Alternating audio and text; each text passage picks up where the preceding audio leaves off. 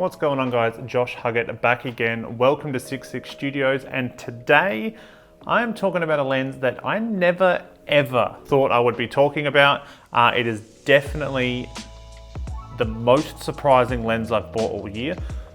I buy a lot of gear, especially when new things come out. Love to try them, love to try, new gear, new stuff, see if it works better with my wedding workflow. For those of you that don't know who I am, my name's Josh Huggett. I'm a wedding photographer and videographer from Adelaide, South Australia.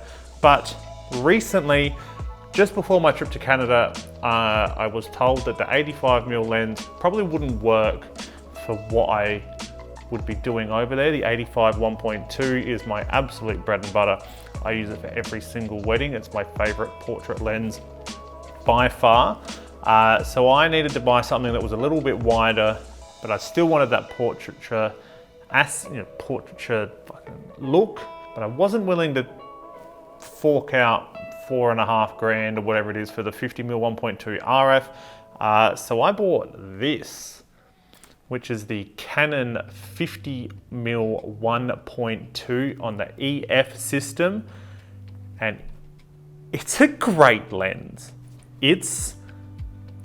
I'm leaning towards this more than I am my RF 85 1.2. I'm really enjoying, one, how little this is. This is a tiny lens. Like, when you're coming from the RF system, the lenses are big. Everything is heavy. This is so small. So this is as is. Then I normally have it with an adapter on it too. Let me get that. So I'm normally shooting the 50mm with an adapter on it, and that is still a fraction of the size of my 85, the 28-70, which I currently have in my bag.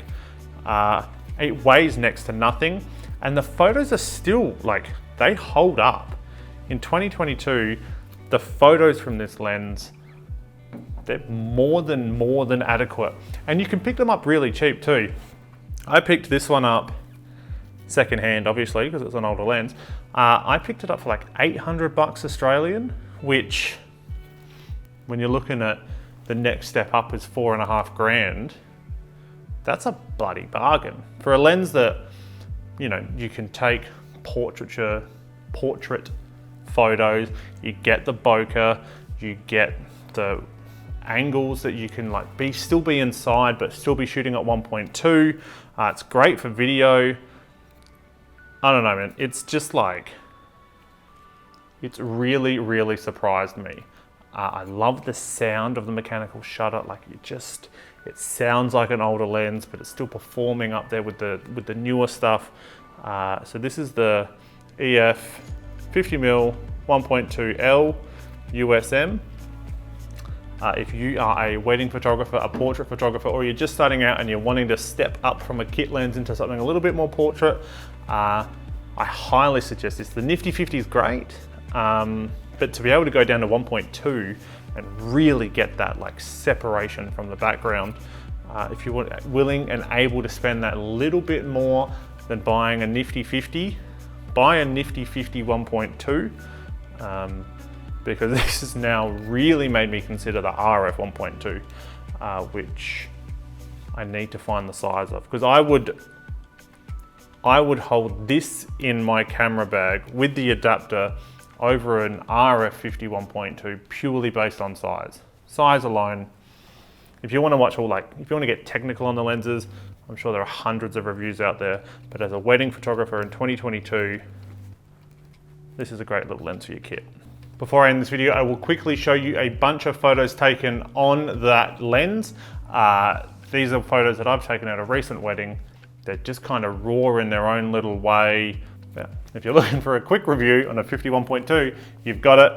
That's it. I just want to say, if you are looking for a 50mm lens, or you want a portrait lens, this is a fantastic option to your camera kit. Definitely worth it in 2022. Gets the Josh Huggett Media